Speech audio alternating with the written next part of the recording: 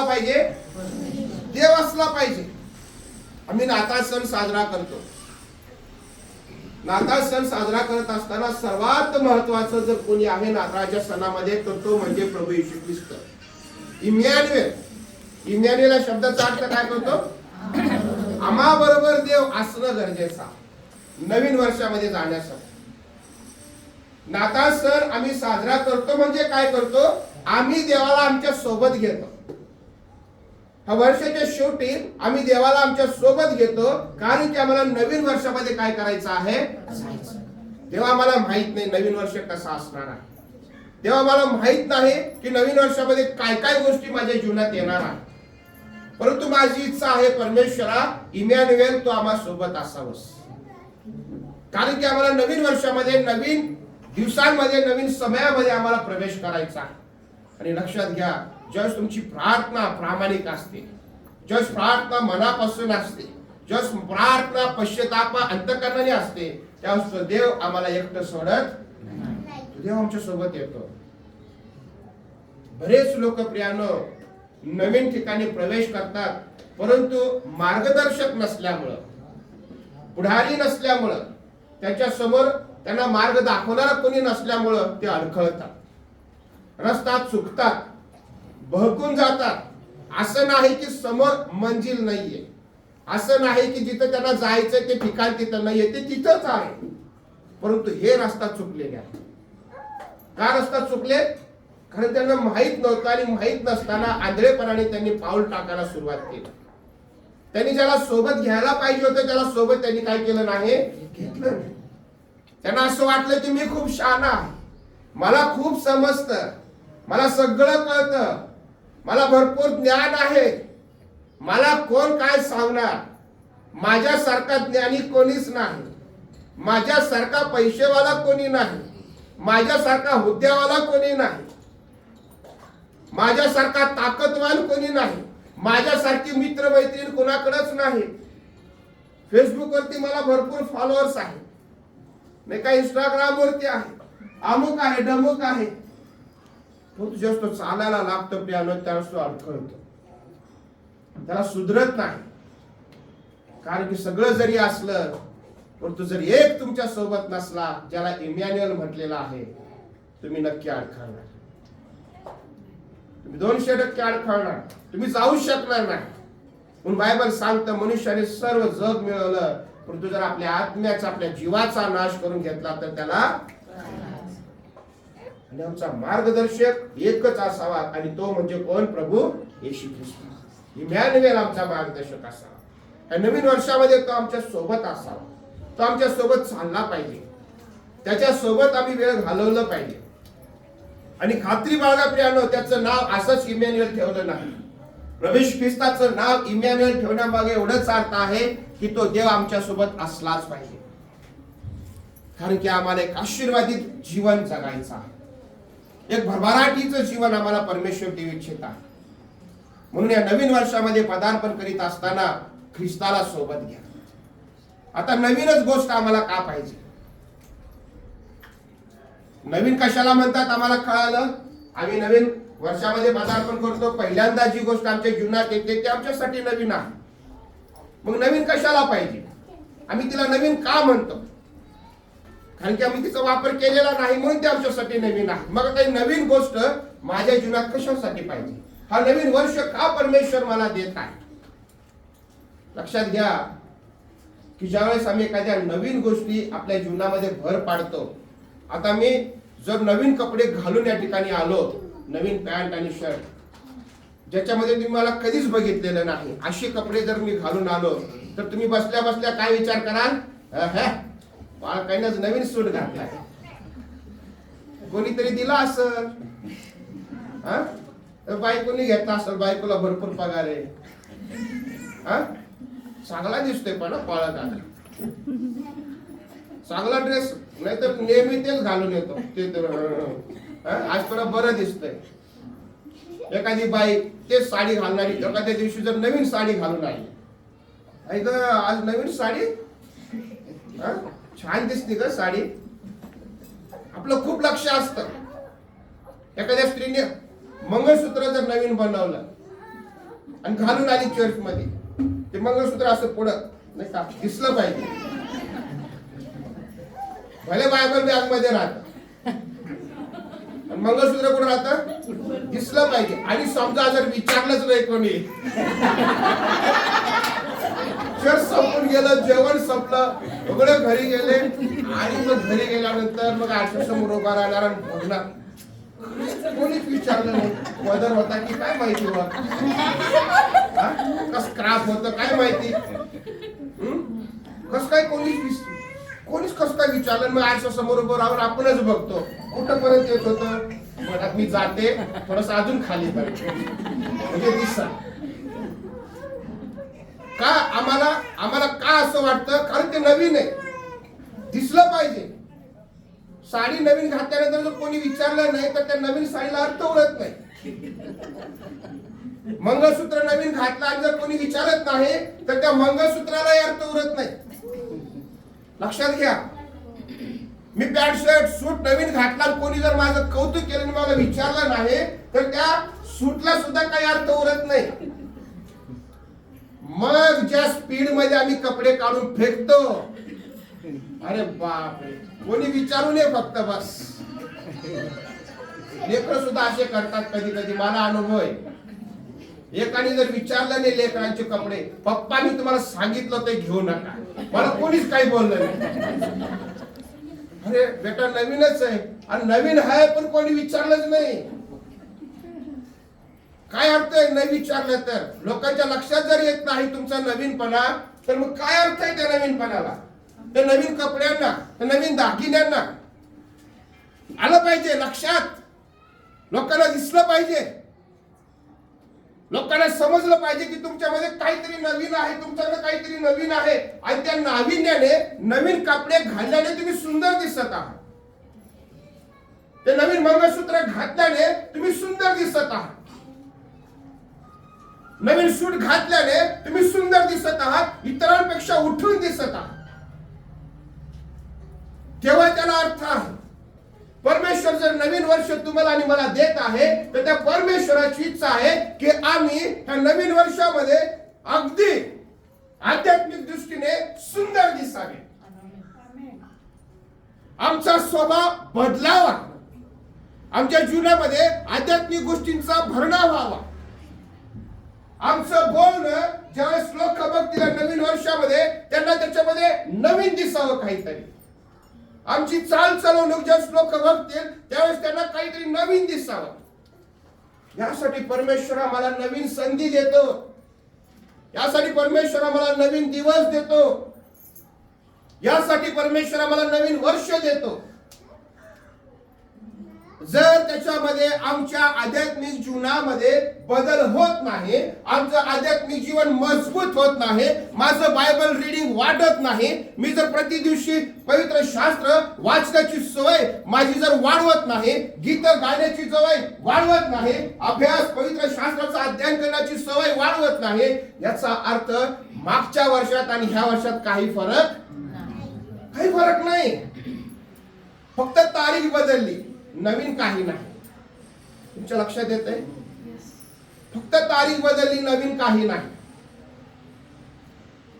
कधी कधी घरामध्ये काय होतं माहितीये का, भाकर करताना चपाती करताना भाकर करपती, चपाती करपती. मग आमची आई म्हणा किंवा बहीण मला म्हणते की हे तवा चांगलं नाहीये म्हणून भाकर करपते. पप्पा राग होता, अरे काय रोज रोज ही जळकी भाकर खावी लागते, जळकी चपाती खावी लागते. बायको म्हणते मग नवीन तवा आणून द्या. मग बाप एक टाकतो, असं आहे का, नवीन तवा दिल्यावर भाकर चांगली मिळेल, चपाती चांगली मिळेल असं आहे का, हो नवीन द्या ना. मग बघा, मग बिचारा आपल्या कष्टातून एखादा तवा घेऊन येतो, नवीन त्यावर सुद्धा भाकर करपते, चपाती करपते. तवा बदलला तरी सुद्धा तुमचं भाकर बदलली नाही, चपाती बदलली नाही. मग प्रॉब्लेम कुठे आहे, तव्यामध्ये आहे का, बनवणाऱ्यामध्ये आहे. काहीतरी गडबड तुमच्यात आहे.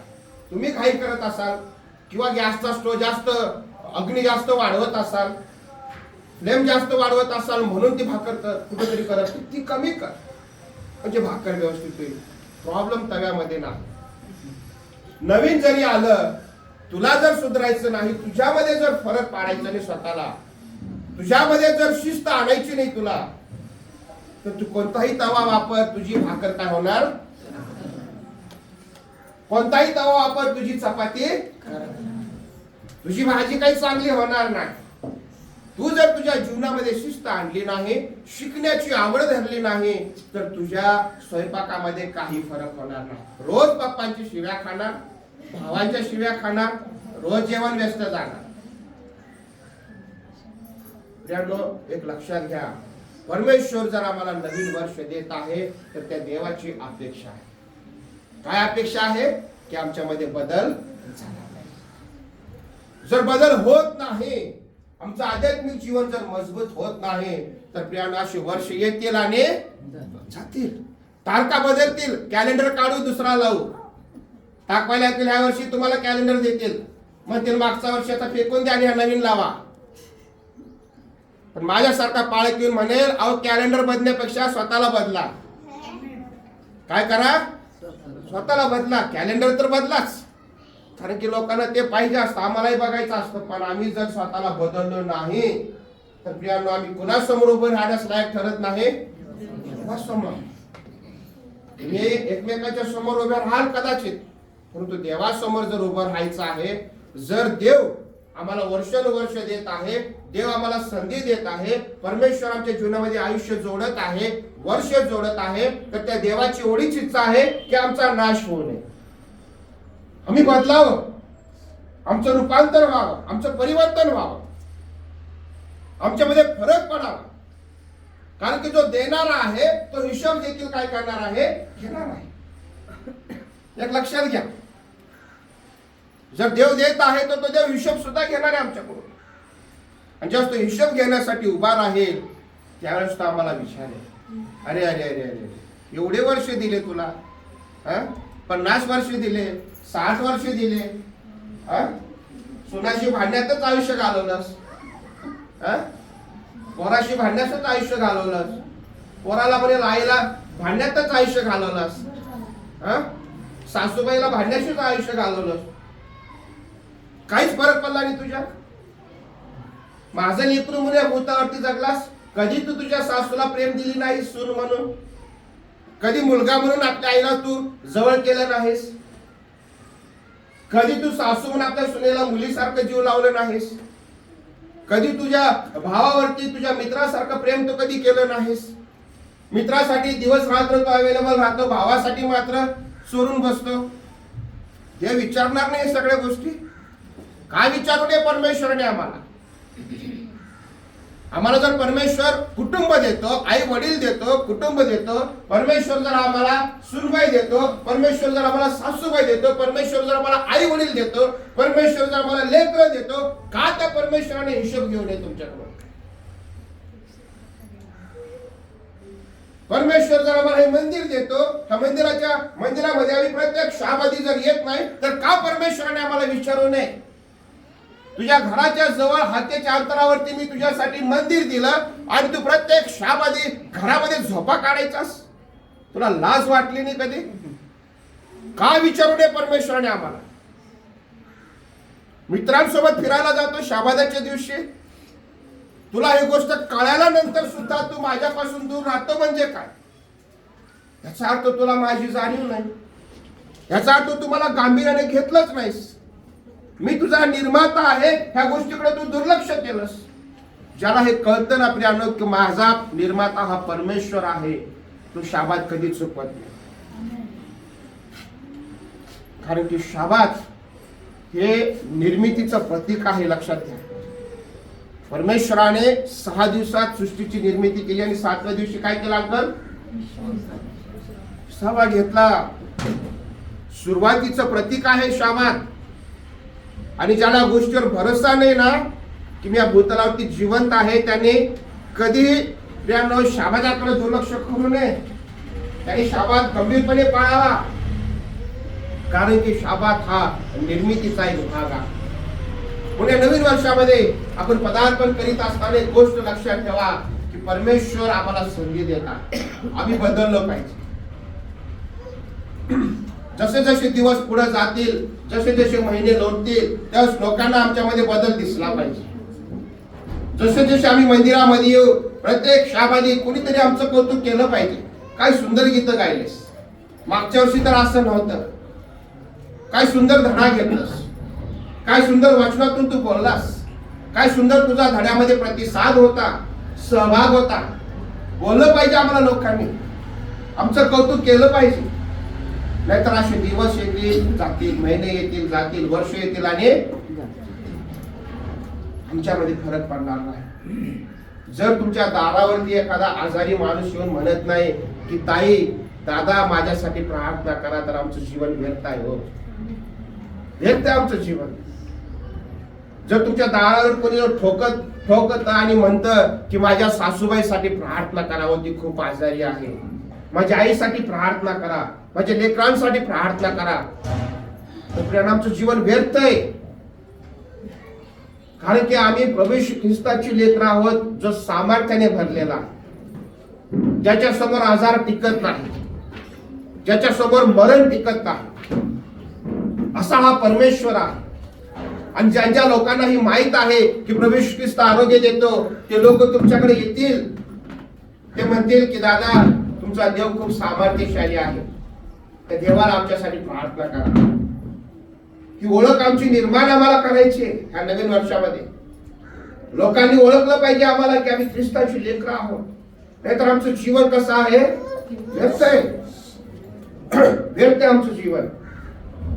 एखादी नर्स बाई जर आमच्या शेजार पाहिजे राहत आणि इंजेक्शन द्यायची वेळ आली, कुठे धावणार तुम्ही? कोण नर्स आहे का इथं? पायकीन बाई आहेत, अजून कोण आहे? तुम्हाला अनुभव आहे असा?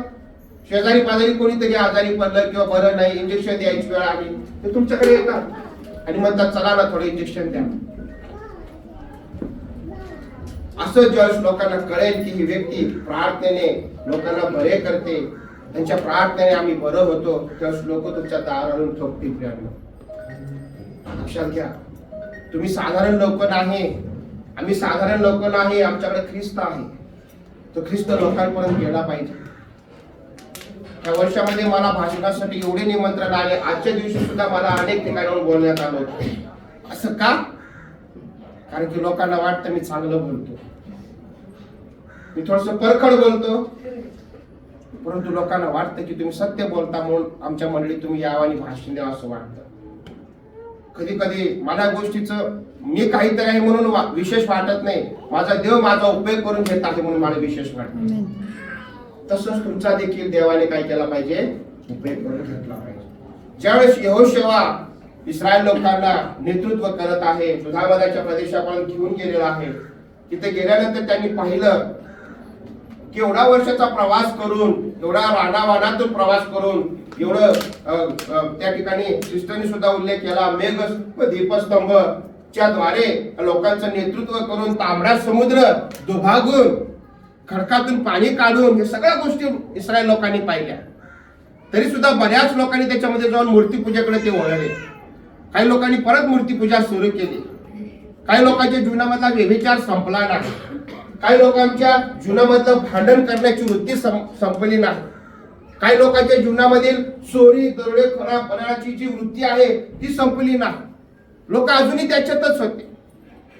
लोक अजूनही एकमेकांशी भांडत होते, अजूनही मूर्ती पूजा करतच होते, अजूनही लोक आईवडिलांचा मान सन्मान करतच नव्हते. कुठेपर्यंत ज्यावेळेस ते दुधाबादाच्या प्रदेशात आले तिथपर्यंत सुद्धा त्यांचा स्वभाव काय झाला नव्हता, बदलला नव्हता. आणि यहोशुआ आणि ज्यावेळेस बघितलं की आतापर्यंत लोकांनी बदलायला पाहिजे होतं, 40 वर्षाच्या प्रवासानंतर सुद्धा जर लोकांमध्ये बदल झाला नाही तर मग काय म्हणायचं. एक पिढी संपली, एक पिढी निघून गेली, आणि जो देव अपेक्षा करत आहे की माझे लोक जे मिस्रातून निघाले होते, जे चिडकर होते, भांडकर होते, मूर्तीपूजक होते, जे लोक त्रासलेले होते, गंजलेले होते, असे लोक आता 40 वर्षामध्ये बदलतील आणि बदललेल्या लोकांना मी दुधाबादाच्या प्रदेशामध्ये घेऊन जाईल आणि त्याने आशीर्वादाचं जीवन जगण्यासाठी मी मदत करेन. ही जी देवाची महान योजना होती प्रियानो, ही योजना कुठंतरी त्या ठिकाणी पूर्ण झालेली दिसत नाही. म्हणून हा यहोशुआ वयोवृद्ध यहोशुआ आता म्हातारा झालेला आहे. तरुणपणामध्ये ज्यांनी परमेश्वराच्या लोकांचं नेतृत्व करायला सुरुवात केली, आता हा म्हातारा यहोशुआ उभा राहिला आणि लोकांकडे बघून अतिशय कळकळीने, अतिशय दुःखाने लोकांना तो म्हणत आहे, अरे तुम्ही बदलले कसे नाही? कधी बदलणार तुम्ही? अजून किती दिवस घेणार बदलायला? जिथून तुम्ही आले तो स्वभाव तुमच्यामध्ये मला अजूनही दिसत आहे. जी मूर्तीपूजा तुम्ही करत होते तीच मूर्तीपूजा आजही करताना तुम्ही मला दिसत आहात. तसा स्वभाव घेऊन तुम्ही दुधामदाच्या प्रदेशापर्यंत आले, पण तुम्हाला आता देवाने असंच त्याच्यामध्ये घेऊन जावं का? नाही, हे चुकीचं आहे. बदला स्वतःला. आणि जर बदलायचं नसेल तर तुम्ही ठरवा तुम्हाला काय करायचंय. देव कसा वागला तुमच्याशी एवढ्या दिवसात तुम्हाला समजलं नाही का? देवाने तुमच्या शत्रूपासून तुमची सुटका केली, त्या देवाने आजारपणातून तुमची सुटका केली, त्या देवाने तुम्हाला गुलामगिरीतून बाहेर काढलं. जिथे रोज तुम्हाला सामकाने मारलं जायचं अशा अवस्थेतून त्या देवाने बाहेर काढलं, आणि तुम्ही अजून सुधारले नाही. तुम्हाला काय करायचे ते तुम्ही ठरवा. आता मी तर वयोवृद्ध झालेला, मी माझ्या देवाची आज्ञा पाळत तिथपर्यंत आलेला आहे. आता माझा शेवटचा क्षण जवळ आलेला. तुम्हाला काय करायचं ते तुम्ही ठरवा, परंतु मी आणि माझं घरानं काय करणार? आम्ही बदलणार नाही. आम्ही बदलणार नाही. आमची जागा बदलली, घर बदललं, सगळं काही बदललं, परंतु आमचा देव बदललेला नाही, म्हणून आम्ही बदलणार नाही. तुम्ही बदलले नाही. तुमच्या सोबत चालत असताना सुद्धा, इमॅन्युएल तुमच्या सोबत असताना सुद्धा तुम्ही काय झाले नाही? बदलले नाही. आणि हा स्वभाव घेऊन जर तुम्ही दुधामदाच्या प्रदेशात जाण्याची इच्छा बाळगत असाल तर यहोशुआ स्पष्ट सांगतो, तर देव तुमचा काय करेल? नाश करेल. देव तुम्हाला सोडणार नाही. देव तुम्हाला सोडणार नाही. ज्या देवाने आतापर्यंत तुम्हाला आणलंय तोच देव आता शेवटी प्रवेश करण्यापूर्वी किंबहुना प्रवेश केल्यानंतर मला माहित नाही, परंतु देव अकस्मात तुमचा नाश करेल. आमचा आज प्रवास स्वर्गाच्या दिशेने आहे. आज स्वर्गाच्या दिशेने आमची वाटचाल असताना जर आमचा मूळ स्वभाव आम्ही बदलला नाही तर स्वर्गाच्या राज्यात आमचा प्रवेश कसा होईल? ज्या दिवशी देव येईल आणि आमच्या समोर उभा राहील, आणि ज्यावेळेस आम्ही देवाच्या समोर उभे राहू, ज्यावेळेस न्यायाचा प्रसंग आमच्यावरती ओढवेल, आमचा जर स्वभाव बदललाच नाही, काय होईल आमचं? इस्रायल लोकांना यहोशुआ जी गोष्ट सांगत आहे तुमचा नाश होईल, तीच गोष्ट आज तो यहोशुआ तुम्हाला आणि मला देखील सांगत आहे. तुम्ही जर सुधारले नाही, ह्या नवीन वर्षामध्ये जर तुम्ही बदलले नाही, तुमचा स्वभाव जर बदलला नाही, आणि हा न बदललेला स्वभाव घेऊन जर तुम्ही म्हणत असाल की मी देवाच्या राज्यात वाटचाल करेल, तर लक्षात घ्या तुमचा कधीही नाश होईल. कधी कोणत्याही क्षणी नाश होईल.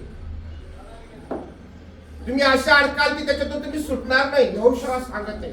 हा शास्त्रपाठ वाचा प्यालो तुम्ही, अद्भुत आहे. अशा गंभीर गोष्टीमध्ये तुम्ही अडकाल की जिथून तुम्हाला सोडवणारा कोणी राहणार नाही. आम्हाला असं पाहिजे का? देव जर संधी देत आहे तर देवाची इच्छा आहे की आम्ही काय व्हावं? आमच्यामध्ये बदल व्हावा, आमच्यामध्ये सुधारणा व्हावी, आम्ही देवाच्या लेकरांसारखं वागावं, आमचं परिवर्तन व्हावं, आम्ही पश्चाताप करावा, पश्चातापाला योग्य अशी फळं आम्ही द्यावेत, ही देवाची इच्छा आहे. जर ह्या गोष्टी आमच्या जीवनात घडत नसतील प्रियानो, तर आज आम्ही सावध होण्याची काय आहे? गरज आहे. माझ्या घरामध्ये प्रेमाचं वातावरण असलं पाहिजे. माझ्या घरामध्ये ऐक्यतेचं वातावरण असलं पाहिजे. माझ्या घरामध्ये एकमेकांची उणी दोन्ही काढण्याचं वातावरण नको. माझ्या घरामध्ये भांडण नको. माझ्या घरामध्ये वादविवाद नको. माझ्या घरामध्ये सासू सुनामधला वादविवाद नको. माझ्या घरामध्ये मुलगा आणि आई यांच्यामधला वाद नको. माझ्या घरामध्ये बहीण भावांचा वाद नको. कारण हे देवाचं घर आहे, देवाच्या लेकरांचं घर आहे. आणि नवीन वर्षामध्ये प्रियानो परमेश्वर तुम्हाला आणि मला आव्हान करत आहे. आम्ही सुधारलं पाहिजे, कारण की प्रभू ख्रिस्त येण्याचे दिवस काय झालेले आहेत. जसा हा नवीन वर्ष आला तशीच नवीन यरूशलेम देखील स्वर्गातून काय होणार आहे, उतरणार आहे. तुमच्या लक्षात येते, जर नवीन वर्षात आम्हाला घेऊन जाणारा परमेश्वर आहे, तर त्या नवीन यरूशलेममध्ये सुद्धा घेऊन जाणारा कोण आहे, परमेश्वरच आहे. नवीन वर्षामध्ये आम्ही जात नाही, देव घेऊन जातो. कारण की तो नवीन वर्ष कुठून येतो, परमेश्वराकडून येतो. नवीन संधी परमेश्वराकडून येते, नवीन सकाळ परमेश्वराकडून येते आणि त्याच्यात तो देव आम्हाला घेऊन जातो. तशीच ती नवीन यरूशलेम सुद्धा स्वर्गातून उतरणार आहे. तेथे आम्ही आमच्या मर्जीनं चाललो, मी आता पळत, असं नाही. तो देव येईल आम्हाला घ्यायला आणि तिथं कोणी जायचं तो ठरवेल. आली यरूशलेम, आता मी पळतो आणि लगेच बुट चप्पल घालून पळतो मी त्या यरूशलेम, असं होणार नाही. लक्षात घ्या, ज्याचा स्वभाव बदलेल, जो पश्चाताप करेल, जो देवाला अंगीकारेल, जो प्रभू ख्रिस्तावरती प्रेम करेल, येशू ख्रिस्ताच्या इच्छेने चालेल, पश्चाताप करेल, त्या मेजाजवळ येत असताना आपल्या पापांची कबुली देईल आणि म्हणेल की देवा मी आज हे पाप सोडत आहे, हा माझा स्वभाव मी टाकून देत आहे, मी हा माझा जुना स्वभाव टाकून देत आहे. येथून पुढे मी शाबात चुकवणार नाही देवा. येथून पुढे मी तुझं जे काही तुझ्या इच्छेने तुझ्या मर्जीने चालण्याची जी काही तुझी इच्छा आहे, अपेक्षा आहे, ती मी त्याच्यामध्ये कमी पडणार नाही देवा. मी माझ्या घरामध्ये तुला आद्यस्थानी ठेवेल देवा. असं म्हणून जो या मेजाजवळ येतो आणि या मेजामध्ये सहभागी होतो प्रियानो, त्याला त्या स्वर्गाच्या राज्यामध्ये काय आहे, तर नवीन यरूशलेममध्ये प्रवेश आहे. जर देव आज आम्हाला नवीन वर्षामध्ये संधी देत आहे, घेऊन जात आहे, याचा अर्थ अशी आहे की आमची तो तयारी करून घेत आहे. का, तर त्या नवीन यरूशलेममध्ये घेऊन जाण्यासाठी. पण आज आपण सावध होऊया. जसा यहोशुआ म्हणत आहे, तुम्हाला काय करायचं ते तुम्ही ठरवा, मी आणि माझं घरानं परमेश्वराची. इस्रायल लोक उभे राहिले, वडील लोक, सरदार, न्यायाधीश सगळे उभे राहिले यहोशुआच्या समोर आणि ते सगळे म्हणाले, नाही नाही नाही नाही, आम्हाला माहित आहे देवाने आम्हाला वाचवलेला. आता मी जर तुम्हाला उभं केला, विचारलं तुम्हाला देवाने सोडवले का कधी, तुम्ही लगेच म्हणाल हो देवाने सोडवले की मला, देवाने सांभाळले की मला, देवाने मला आरोग्य दिलेलं आहे की. आज जे लेकरू मला घरात घेत नाही, ते लेकरू सुद्धा देवानेच दिले मला. ज्या लेकरासोबत मी आज भांडत आहे, ते लेकरू सुद्धा कोणी दिलं, देवानेच दिले मला. कोणतीच आई असं म्हणणार नाही ते देवाने नाही दिलं, ती आई हेच म्हणणार देवानेच दिलंय. कारण की तिने देवाला मागितलेलं होतं. ते ज्यावेळेस ते लहानसं बाळ ज्यावेळेस आजारी पडलं होतं, हॉस्पिटलमध्ये घेऊन जाण्यापूर्वी त्या बाळासाठी तिने प्रार्थना केलेली. हे विसरणार नाही ती आई, ते बाळ विसरला असेल कदाचित. म्हणून आम्ही या गोष्टी लक्षात ठेवल्या पाहिजे की देव कधीच आम्हाला सोडत नाही, कधीच देव आम्हाला अंतर देत नाही, कधीच तो आमच्यापासून दूर राहत नाही. आज आम्ही कसं वागता, प्रत्येक गोष्टीचा हिशोब देव घेणार. लक्षात घ्या, सोडणार नाही देव. म्हणून नवीन वर्षामध्ये आपण स्वतःला बदलणं खूप गरजेचं आहे प्रियानो. आमच्यामध्ये परिवर्तन झालं पाहिजे. आम्ही पश्चाताप व्यक्त करणारे क्षमेजवळ यावं, देवाजवळ यावं, कारण की त्या देवाला मला आशीर्वादित करायचं. आणि म्हणून यहोशुआ लोकांना जेव्हा म्हणतो तेव्हा लोक म्हणतात की आम्हाला माहित आहे, आमच्याकडे जे काही आहे देवाने दिलं. म्हणून आम्ही देखील काय करू, त्या परमेश्वराचीच काय करू, सेवा करू. त्याच परमेश्वराची यहोशुआ ज्याची तू सेवा करत आहेस, आम्ही वचन देतो यहोशुआ तुला, आम्ही वचन देतो यहोशुआ. न्यायाधीश म्हणत आहे, अंमलदार म्हणत